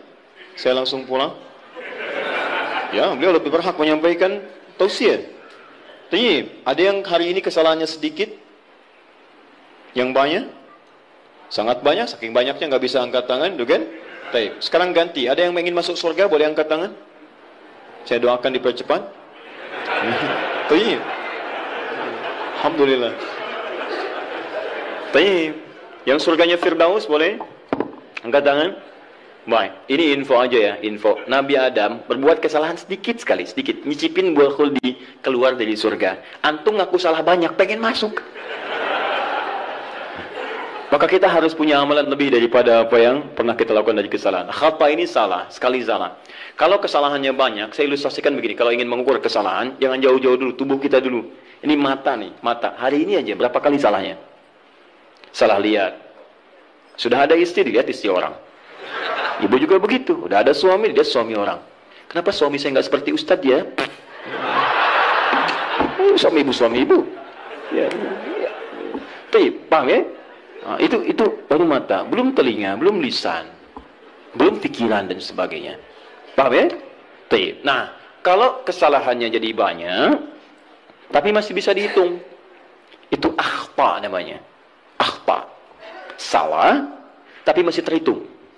1, 2, 3, 4, 10. Hari ini 50 salah. Ya Allah, berarti saya harus cari 50 amalan untuk menutup yang salah ini. Salah harus ditutup oleh soleh. Berarti saya harus mengerjakan amal soleh untuk menutup yang salah. Bagaimana caranya? Ingat, cari amalan yang cerdas ya. Cerdas. Yang amalan ringan tapi pahalanya banyak. Kalau kesalahan itu kan satu kali salah dihitung 1 kan? Tapi kalau amalan kebaikan 1 dihitung berapa? 10. Cari lagi amalan yang berlipat seperti bacaan Quran. Bacaan Quran itu 1 hurufnya 10 kebaikan. Jadi begitu Anda melakukan tak sadar nih ada kesalahan nih 30 misalnya. Begitu Anda baca Quran, alif, lam, mim. Yang bukan dosa besar. Alif 1 huruf, lam 1 huruf, mim 1 huruf di hadis Nabi. At-Tirmidzi hadis 2910. Ya kan? Maka seketika yang kita nggak duga salah itu dihilangkan oleh Allah. Hilang. Makanya nggak baca Quran sehari itu rugi. Demi Allah rugi, saya katakan. Karena dia nggak sadar. Beberapa kesalahan dia tidak tergugurkan dalam kesehariannya itu. Coba kalau mau hitung-hitung. Aduh, saya salah 5 nih. Berarti harus saya tutup. Nun. Selesai. Bang. Itu orang hitungan. Balik sini. Tapi kalau Anda merasa seperti tadi, aduh nggak terhitung nih, banyak kesalahannya. Nggak bisa keukur. Maka rubah jamaknya menjadi jamaknya yang kathrah. Khataya. Jadi ada jam'ul qillah, jamak tapi masih bisa terhitung. Ada jam'ul kathrah di ilmu nahwu, jamak tapi sulit untuk dihitung saking banyaknya. Banyak. Rubah kalimatnya dari akhta jadi khataya. Paham? Nah, terus Anda ngaku, saya memang mengakui ya Allah banyak salah seperti tadi itu. Ngaku banyak. Mata salah, telinga salah, kaki salah, semua salah ya Allah. Saya ngaku banyak salahnya. Amal saya sedikit. Kalau Anda mengakui kesalahannya, tambahkan ya kecil di ujung kalimat khatayanya. Maka khataya ya. Jadi kalau kalimat itu disatukan khataya ya, maknanya saya mengakui saya banyak salahnya. Nah, kalau Anda ingin dihapuskan, dijauhkan dari kesalahan itu sejauh-jauhnya, maka Sesuatu yang dijauhkan sejauh-jauhnya bahasa Arabnya ba'id. Ada tasydid ba'id, ada pakai alif ba'id. Kalau tasydid begini, ini di ilmu lugah ya, ba'id ada tasydid ini. Itu artinya jauhkan tapi masih kelihatan. Oleh ya ba'id sa'an nih. Teman-teman tolong jauhkan jam itu dari saya. Anda jauhkan misalnya, tapi saya masih lihat, itu pakai tasydid ba'id. Tapi kalau sudah pakai alif ba'id, itu artinya jauhkan sejauh-jauhnya sampai saya nggak bisa lihat lagi. Perhatikan kalimatnya. Teman-teman, ketika Anda mengatakan Allahumma ba'id baini wa baina khataya ya kama ba'adta bainal masyriqi wal maghrib. Bagaimana cara menerjemahkannya? Ya Allah, saya akui di salat ini bahwa saya banyak berbuat salah. Saya akui ya Allah. Saya akui. Tapi saya mohon dengan sifat-Mu yang Maha Pengampun, tolong jauhkan saya dengan kesalahan-kesalahan ini sejauh-jauhnya. Saya nggak pengen lihat lagi sampai kiamat. Karena sekecil apapun kesalahan kita, itu akan ditampakkan. Man ya'mal mithqala dzarratin khairan yarah wa man ya'mal mithqala dzarratin syarran yarah. Yang baik ditampakkan, yang buruk pun diperlihatkan. Dia nak katakan dalam salat, saya ngaku saya salah ya Allah sebelum salat ini. Saya ngaku, saya banyak salahnya. Tapi Engkau Maha Pengampun, saya mohon ya Allah, jauhkan dari saya nggak pengen lihat lagi sampai kiamat, mohon ya Rabb. Jauhkan seperti Engkau jauhkan antara timur dengan barat yang tidak pernah bertemu. Maka saya pun tidak ingin bertemu lagi dengan kesalahan-kesalahan saya nanti. Itu poinnya. Makanya kalau Anda kaitkan lagi dengan tips salat khusyuk dalam Quran, kan di Quran itu, di Quran surah kedua, ayat 45 sampai 46, orang khusyuk itu merasa bahasa singkatnya, saat akan salat, mungkin itu salat terakhir bagi dia. Wa annahum ilaihi raji'un. Ya, dan mungkin saat itu dia akan kembali kepada Rabbnya. Makanya kata para ulama, kalau Anda ingin salatnya khusyuk, mungkin bayangkan saat itu, saat salat terakhir Anda, mungkin diwafatkan dalam keadaan sujud. Itu paling indah. Kita tidak menduga kapan dan suasana apa kita meninggal. Saya lihat beberapa hari ini dikirim video, Masya Allah, ada yang sedang berdiri, tiba-tiba merasa sesuatu, terus dia sujud, terus tidak bangun lagi. Dan kita tidak tahu dalam suasana apa kita akan wafat. Mau salat meninggal dalam keadaan sujud? Nanti asar ya? Insya Allah. Sini belum selesai. Ini. Tapi, Masya Allah. Itu pun kalau meninggal, kalau tidak ya, bukan pilihan. Tapi kita bisa memilih dalam keadaan apa kita wafat. Kita tidak bisa mengetahui kapan kita wafat, tapi kita bisa menyiapkan diri dalam suasana apa kita wafat. Kata para ulama, kalau Anda ingin selalu baik, maka rasakan dan bayangkan saat terfikir berbuat maksiat, rasakan seketika Allah akan mewafatkan Anda pada saat itu. Maka demi Allah Anda akan dijaga dalam kebaikan. Antum kembali ke kantor sekarang, ada yang ngajak korupsi misalnya, disogok, bayangkan saat disogok Anda wafat. Apa tidak malu Anda ikut ta'lim, ikut ini, wafat dalam keadaan menerima sogokan? Ketika Anda ingin menghujat orang lain lewat tulisan, lewat kata-kata, bayangkan saat menghujat Anda diwafatkan. Ya, apa tidak malu ikut ta'lim tiap waktu tapi diwafatkan dalam keadaan mencela orang lain? Sayang. Nah, maka itu yang saya katakan, ba'id, Anda paham itu saja, satu saja, maka Anda rasakan, ya Allah saya banyak salah. Bagaimana kalau saat ini salat terakhir saya? Dalam sujud ini wafat saya masih membawa kesalahan, mohon ya Allah, saya mohon ampuni saya, jauhkan saya dengan kesalahan-kesalahan yang pernah saya lakukan. Seperti Engkau jauhkan dari timur dengan barat. Ini yang menjadikan sahabat Abu Bakar belum mengucapkan ini saja sudah menangis terseduh. Dan kita ada di mana? Nah, dalam salat malam, cobalah pahami itu. Nah, dalam salat malam Nabi lebih banyak membaca yang panjang-panjang seperti yang wajah tu. Itu indah. Kenapa dibaca yang wajah tu? Salah satu yang roba Jibril, roba Mikail. Kenapa yang dibaca itu? Karena salat malam itu, waktu malam hari, buka Quran surah ke-73 ayat yang ke-6. Karena waktu malam itu, waktu yang paling tepat untuk menyentuh jiwa kita. Bacaan-bacaannya lebih menghunjam kepada jiwa. Inna nasyi'atal laili hiya ashaddu wat'aw wa aqwamu qila. Sungguh bangun malam, salat malam itu ashaddu wat'a, lebih menyentuh kata-katanya kepada jiwa kita. Wa aqwamu qila, dan kalimat kita itu lebih meresap pada jiwa. Nggak percaya silahkan Anda bangun malam ya, bandingkan dengan sholat siang, itu lain khusyuknya. Akan terasa nikmat malam. Kalimat-kalimatnya cepat menyentuh pada jiwa kita. Makanya mencari kalimat-kalimat, doa-doa, bacaan-bacaan yang sentuhan ke jiwanya lebih dalam. Wajjahtu wajhiya lilladzi fatara as-samawati wal arda hanifan muslima wa ma ana minal musyrikin. Duhai Allah, malam ini aku bangun, ku hadapkan sepenuhnya diriku ya Allah, ku pasrahkan kepadamu penguasa langit dan bumi. Aku berjanji tidak akan musyrik selama hidup ya Allah. Inna salati wa nusuki wa mahyaya wa mamati lillahi rabbil alamin.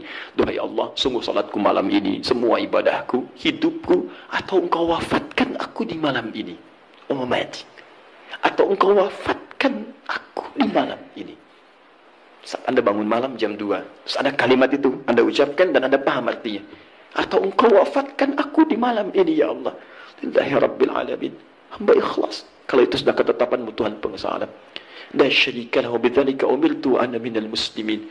Dan saya ikrarkan mulai hari ini ya Rabb, saya tidak akan berbuat dosa-dosa apalagi musyrik. Dan seperti itu saya diperintahkan, saya komitmen mengerjakan hamba yang terbaik. Wa anna minal muslimin. Dan kalau saya diberikan kesempatan untuk hidup esok hari atau sekarang saya wafat, saya berjanji akan jadi orang Islam yang lebih baik lagi. Saya akan makin patuh. Makanya kalau orang baca iftitah atau istiftah dengan bacaan ini dan tidak lebih baik setelah sholat, ada yang salah dengan kata-katanya. Tapi itu indah saat dibacakan di malam hari. Cobalah malam bangun, hadirkan suasana itu, baca dengan baik, dan itu nyaman ke jiwa kita. Ya, kita lebih butuh kalimat-kalimat itu untuk menyentuh jiwa dibanding kesibukan. Sekarang malam itu dibuat seperti siang. Padahal kata Quran, waja'alna al-laila libasa waja'alna an-nahara ma'asya. Malam itu kami desain kata Allah untuk istirahat, siang untuk aktivitas. Sekarang orang dipaksa beraktivitas di malam hari. Ya, maaf ya, yang Piala Dunia itu mereka masih siang, kita yang nontonnya malam. Kita yang malam, mereka siang. Jadi kalau teman-teman Anda bisa memutar kembali apa yang Anda bisa lihat siang harinya, kenapa Anda korbankan waktu malam Anda? Karena setiap metabolisme tubuh kita itu ketika diporsir untuk beraktivitas, dia akan menuntut gantinya. Malam istirahat, Anda 7 jam, Anda pakai 2 jam aktivitas, besoknya dia nuntut 2 jam untuk istirahat. Supaya ada kebiasaan, perputaran bagian dari tubuh kitanya. Karena itu coba kita pahami ya, orang-orang di luar itu desainnya luar biasa. Kita dipaksa untuk mengerjakan sesuatu yang mereka nggak lakukan. Kayak rokok misalnya. Ya, pengusaha rokok, pembuat rokok di luar, mereka nggak merokok, dikirim ke kita. Itu yang repot gitu kan. Kadang-kadang kita harus melihat dengan lebih dalam untuk memahami bahwa ada sesuatu yang harus kita saring kembali. Jangan mencela orang lain, itu strategi mereka. Tapi kita bisa memilih untuk mendapatkan yang baik atau meninggalkan yang buruk dalam kehidupan. Jelas ya?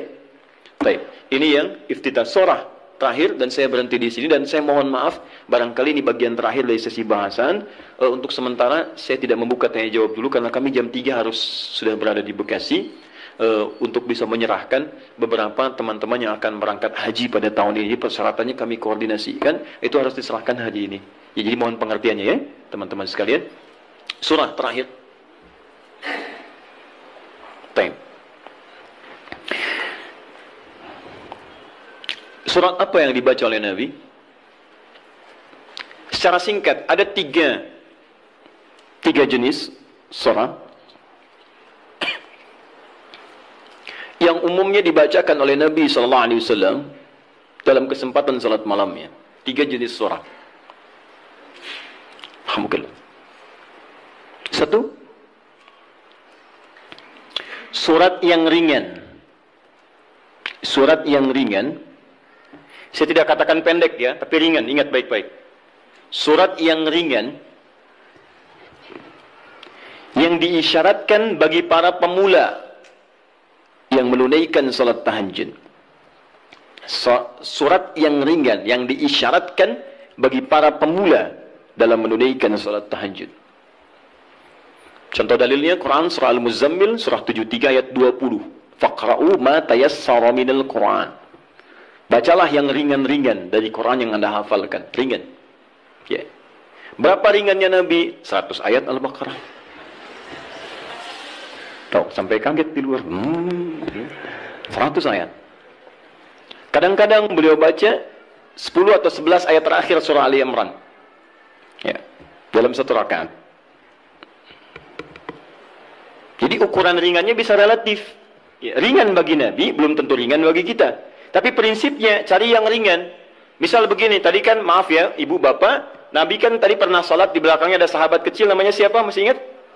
Ibnu Abbas. Itu kan masih kecil, balik aja belum. Ya, mau dinaikkan surat yang panjang, susah. Makanya dibaca yang ringan. Pada saat itu riwayat yang muncul ketika sholat di belakangnya Ibnu Abbas, itu Ali Imran 10 ayat terakhir. Ya, bahkan dari 11 ayat terakhir yang inna fi khalqis samawati wal ard, dan sampai ujung ayatnya. Ya, ringan. Maka dari itu ketika Anda misal mendidik anak salat malam, bangkit di malam hari tiba-tiba dia ikut, jangan baca yang panjang-panjang. Anak Anda 5 tahun bangun, lihat Anda salat, mama salat, pengen ikut, Allahu Akbar. Ya Allah, alhamdulillah anak saya ikut, mumpung ikut Al-Baqarah. Akhirnya kesan pertama bagi dia, salat malam itu sulit. Di begitu Anda melihat anak Anda ikut misalnya yang kecil, atau misalnya yang besar tapi belum biasa berdiri lama, peringan sholatnya. Wadduha. Sehingga ada merasa enak dia. Oh ternyata sholat malam itu nggak panjang-panjang. Cuman ad-duha. Besoknya alam nashrah. Lebih pendek lagi. Besoknya al-falaq. Masya Allah naik lagi. Tadinya ikut 2 rakaat. Besoknya 4 rakaat. 6 rakaat. Begitu 11 rakaat. Stabil mulai. Al-Baqarah, Ali Imran, An-Nisa. Kalau dia akan bertanya, mah bosan kok ad-duha terus, cari yang lain dong. Anda naikkan. Al-Baqarah ya, nggak apa-apa. Bismillah, naik. Dan itu indah. Itu indah. Paham ya? 2. Sudah? Surat yang tersusun dalam Al-Quran, surah-surah yang tersusun dalam Al-Quran secara tertib dengan tujuan mengulang yang dihafal atau memperbanyak yang dibaca. Dengan tujuan mengulang yang dihafal atau memperbanyak yang dibaca. Kalau yang tadi yang ringan-ringan, sekarang justru terbalik.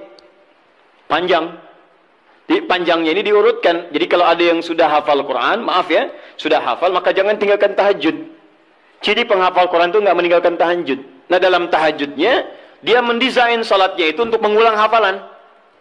Itu yang dikerjakan para sahabat. Bahkan ada yang semalam 30 juz. Ada yang semalam misalnya 1 juz dulu. Saya target 30 malam, bisa 30 juz. Tiap malam 1 juz. Boleh. Silahkan sekarang Al-Baqarah juz pertama. Ya dari Al-Fatihah sampai Al-Baqarah 141, misalkan. Kemudian malam keduanya 142 sampai 253. Teruskan lagi 252. Selanjutnya 253 sampai Ali Imran, terus An-Nisa sampai 30 malam 30 juz dia selesai. Itu boleh. Ya. Atau misalnya semalam 5 juz. Boleh. Karena itu dia. Ya, jadi kalau Anda sudah terbiasa menghafal Quran, sehari bisa 5 juz, Bu, Pak. Ya, mengulangnya itu, usahakan ulang. Jadi subuh 1 juz, zuhur 1 juz, asar 1 juz, maghrib 1 juz, isya 1 juz. Kalau tidak mau capek dibagi 2, setengah juz sebelum subuh, setengah juz setelah subuh. Terus sehari 5 juz, mulai hari Sabtu, hari Ahad 10 juz, Senin 15 juz, Selasa 20 juz, Rabu 25 juz, Kamis 30 juz, Jumat berdoa kepada Allah. Khusus berdoa, tidak mengulang. Jumat itu doa minta ya Allah, Engkau minta salat, saya salat. Engkau minta menghafal, saya menghafal. Engkau minta mengulang, saya mengulang. Engkau minta berdoa, sekarang saya bermohon kepadamu ya Rabb. Kalau saya sudah salat, saya sudah berinfak, sudah menghafal Quran, belum Engkau kabulkan juga, maka mohon tunjukkan pada saya dengan cara apa lagi saya mesti bermohon kepadamu. Maka doa penghafal Quran ketika dia bisa khatamkan dalam 6 hari itu, Jumatnya mubarakah untuk dia. Itu yang disebut oleh orang Arab Jumat mubarakah, Jumat mubarakah. Semoga Allah turunkan keberkahan. Nanti yang Anda hafalkan sampai Isya itu diulang, malamnya pakai dalam tahajud. 5 juz dibagi misalnya 10 rakaat, ya, 1 juznya, 1 rakaatnya setengah juz. Rakaat terakhir witir misalnya, ya, atau silahkan bagi ke 23 rakaat atau yang lainnya. Intinya adalah silahkan ulang-ulang hafalan atau sengaja untuk memperbanyak bacaan di malam hari. Anda hafal Al-Baqarah, pengen dipakai tahajud, boleh. Ya, Al-Baqarah 86 ayat bagi 11 misalnya rakaat, silahkan, sah. Untuk memperbanyak dan mengulang bacaan. Paham? 3. Ini jenis yang terakhir. Dan ini yang sangat jarang dilakukan. Padahal Nabi itu banyak disebutkan dalam riwayat sering mencontohkan ini. Memilih surah-surah yang sesuai dengan keperluan Anda. Kebutuhan Anda. Memilih surah-surah yang sesuai dengan kebutuhan Anda. Keperluan Anda. Tadi saya katakan di awal, semua surah Al-Quran itu adalah didesain sebagai pedoman hidup kita. Jadi semua masalah kita solusinya dari situ. Saya pernah bacakan di awal jumpa kita banyak ayat di Quran tentang hidup kita. Nah, kenapa Anda saat malam tidak bermohon kepada Allah lewat sholat Anda? Maaf teman-teman, Bapak Ibu sekalian, dengan membaca surah yang terkait dengan kebutuhan Anda.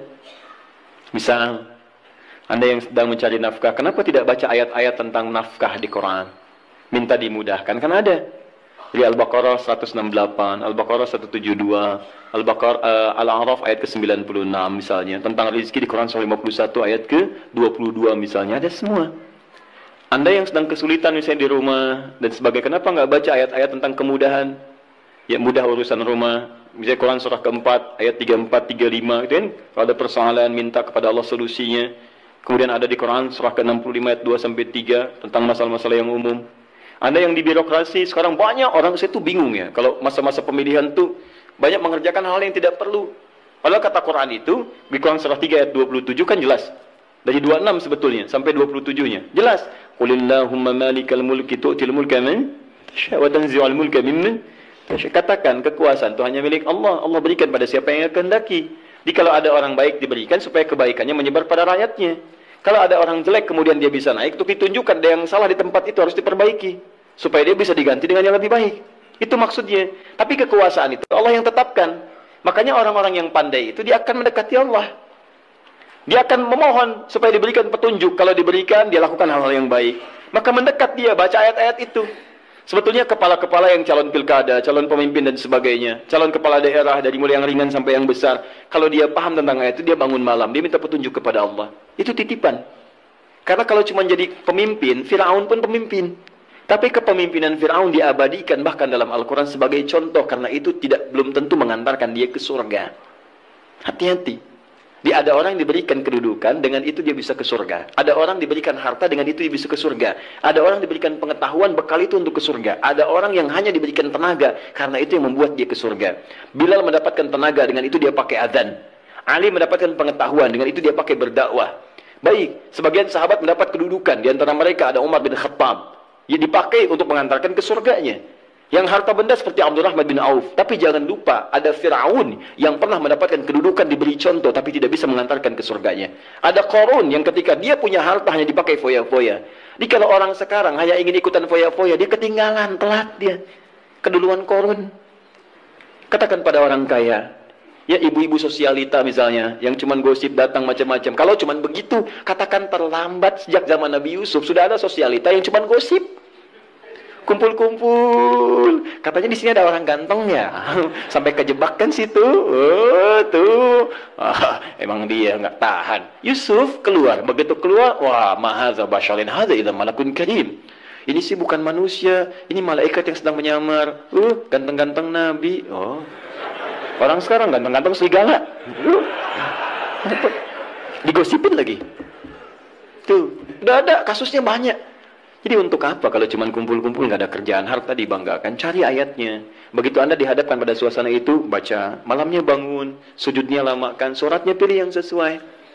Teman-teman yang mau menikah, ya, yang belum ada jodoh misalnya, kan cari ayat-ayat supaya Allah bimbingkan. Ya, calon-calon yang bagus. Kalau laki-laki pasti perempuan calonnya. Cari ayat perempuan-perempuan yang baik, atau sebaliknya. Ada Quran 51 ayat 49, gitu kan? Ada Quran surah 49 ayat ke-13, gitu kan? Ada kalau dekat ke pernikahan, Quran surah 30 ayat 21. Anda ingin samara, tapi ayatnya nggak pernah dikaji. Ya, walaupun istri Anda calon yang namanya samara, tapi kalau nggak pernah dibaca ayatnya, mustahil baca. Quran surah 31 ayat 30 ayat 21 baca. Yang belum nikah, ya. Orang bilang jomblo, nggak apa-apa. Anda jomblo fisabilillah, ya. Berusaha untuk mendapat yang terbaik. Jomblo dibagi 3, jomblo fisabilillah, jomblo syariah, dan jomblo sengketa. Ya. Nanti kita bahas lain waktu lah bagi yang belum menikah. Baik. Jomblo sengketa itu pilihannya banyak tapi belum bisa menentukan, ya, sehingga jadi persoalan. Kenapa jadi ke situ? Jadi itu intinya ya. Itu intinya. Cari, kalau belum bisa, cari indeks-indeks ayat-ayat Quran, di indeks-indeksnya apa, pelajari itu, dan contohnya banyak di hadis-hadis Nabi sallallahu alaihi wasallam atau amalan-amalan para sahabat. Bahkan Nabi Zakaria ketika salat di mihrabnya Maryam itu, apa yang beliau baca dalam salatnya? Beliau memohon supaya diberikan karunia keturunan. Qala rabbi habli min ladunka dzurriyyatan thayyibah innaka sami'ud du'a. Quran surah 3 ayat 38 sampai 39. Apa yang terjadi? Begitu dibacakan itu, turun jawaban dari malaikat, kamu akan punya keturunan. Dijawab langsung. Ya Anda ini bagaimana keperluannya pengen proyeknya lancar, yang dibaca minal jannati wan nas. Qul a'udzu birabbin nas, qul a'udzu birabbin nas. Ya susah dikabulkan, proyek banyak gangguan, jin lagi yang datang, kan? Sudah ya? Cukup dulu ya? Sekira cukup dulu untuk hari ini pembuka. Nanti saya tidak bisa berjanji, tapi saya mengusahakan sebaik yang saya bisa lakukan. Pertama, untuk pertemuannya akan datang, kemungkinan wallahu a'lam, tapi nampaknya kami akan berangkat tahun ini untuk berhaji dengan beberapa rombongan para penghafal Quran. Mohon doa semoga dilancarkan, semuanya baik. Tapi tentunya dengan kepergian dan keberangkatan kami, artinya itu barangkali akan menjadikan pertemuan kita sesi di bulan depan, barangkali untuk sementara kita berlibur.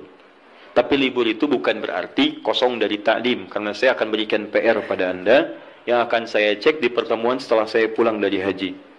PR-nya adalah pengulangan dari yang sebelumnya. Setiap yang hadir, insya Allah menghafal 11 ayat terakhir surah Ali Imran. Siap?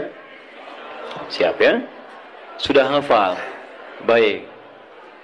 Kenapa ramai di belakang? Kok PR-nya sama Ustadz? Karena belum hafal sampai hari ini.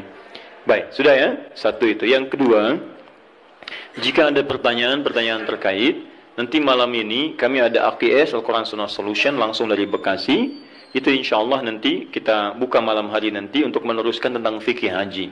Bagi yang akan berhaji, Anda boleh simak kajiannya, atau yang belum berhaji Anda juga bisa menyimak, atau yang telah berhaji bisa menyimak untuk indikator keberhasilannya. Nah, kemudian berita yang ketiga, insya Allah kami akan mengadakan manasik akbar bagi siapapun yang ingin belajar tentang manasik haji. Bagi yang sudah, yang akan berangkat, atau yang belum. Kemungkinan waktunya Sabtu yang akan datang lagi, tanggal 21 pagi hari. Ya, nanti kami akan update kembali waktunya. Tempatnya di Bekasi, kami siapkan miniatur dan seterusnya. Yang terakhir ini yang paling penting, kami sudah siapkan, insya Allah kita sedang menyiapkan betul, mungkin tanggal yang sesuai kami akan launching tentang syiar Al-Quran. Kami akan membuka pusat Al-Quran, yang namanya At-Taisir Learning Center, pusatnya di Bekasi. Tapi nanti kami akan membuka kesempatan bagi teman-teman sekalian, termasuk pemirsa dimanapun Anda berada, di seluruh wilayah Indonesia, bahkan di luar negeri, jika ingin membuka kemudian dari turunan-turunan itu, komunitas misalnya yang tersambung ke tempat kami, itu silahkan kami perkenankan, nanti kami kirimkan silabusnya, bahan pendidikannya, dan juga turunan-turunan mushafnya. Nanti ada 3 program. Pertama, pengentasan buta baca Al-Quran.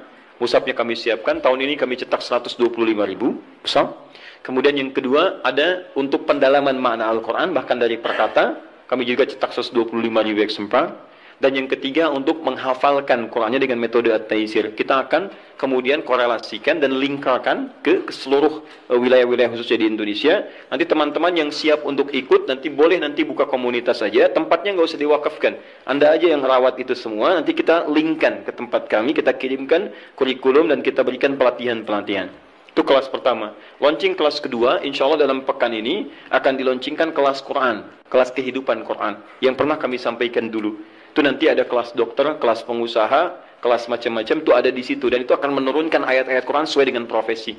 Misal Anda yang mahasiswa, apa saja ayat-ayat bimbingan dalam belajar, nanti ada kelas yang khusus, Anda akan dididik tentang turunan makna Al-Quran, tentang bagaimana cara belajar sesuai dengan petunjuk Quran dan Sunnah. Ya, misalnya yang dokter, silahkan. Dokter nanti masuk kelas dokter, itu dibagi sub lagi. Nanti ada dokter tentang jantung. Kemarin kami sudah diskusi dengan dokter jantung, hasilnya hebat. Ya, apa kaitan zikir dengan suasana jantung? Beliau uji, sampai beliau cek. Ada alatnya, Pak. Alatnya kecil ya. Dan kami sudah diskusi. Jadi beda. Bahkan beliau cek lintas agama. Ada yang dicek misalnya agama A, agama B, agama C, dan luar biasa. Begitu yang lain diminta untuk beribadah menurut kepercayaannya, itu tidak mencapai tingkat standar dalam tingkat ketenangan hati. Dicek hatinya, dadinya, macam-macam. Tapi ketika seseorang sholat, itu melebihi standar dari yang telah ditetapkan dari aspek ketenangan pada jiwa. Nanti akan digali. Dokter mata misalnya, bagaimana petunjuk mata di Quran? Saya pernah nanya dokter mata, dok, apa ukuran mata yang sehat? Diskusi ya, teman-teman. Oh, Ustaz, kalau matanya bagus, jelas, tidak ada bayangan, tidak ada penghalang, itu sehat. Saya bilang, saya banyak temukan yang seperti itu, dok. Sehat, bagus, gak pakai kacamata, tapi dia gak bisa bedakan mana sendal dia, mana sendal orang lain. Itu kenapa? Wah, itu saya bingung, Ustaz. Ya, itu nanti kita dudukkan di satu kelas dan seterusnya. Ya. Nanti yang seperti itulah ya. Mudah-mudahan saat memberikan resep, tidak hanya diberikan minum obat ini, tapi dia katakan Quran surah sekian, ayat sekian. Baca lagi.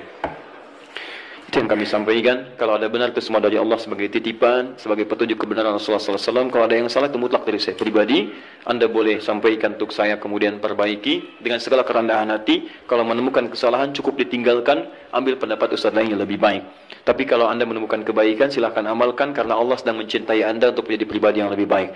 Jika Anda belum sempat berlomba dengan orang soleh untuk meningkatkan ketaatan, maka berlombalah dengan para pendosa, untuk bertobat dan beristighfar kepada Allah Subhanahu wa taala. Saya mohon pamit dan mohon izin saya diberikan kelapangan untuk menuju kendaraan supaya mudah sampai ke tujuan karena kami sangat ditunggu pada hari ini. Subhanakallahumma wa bihamdika asyhadu an la ilaha illa anta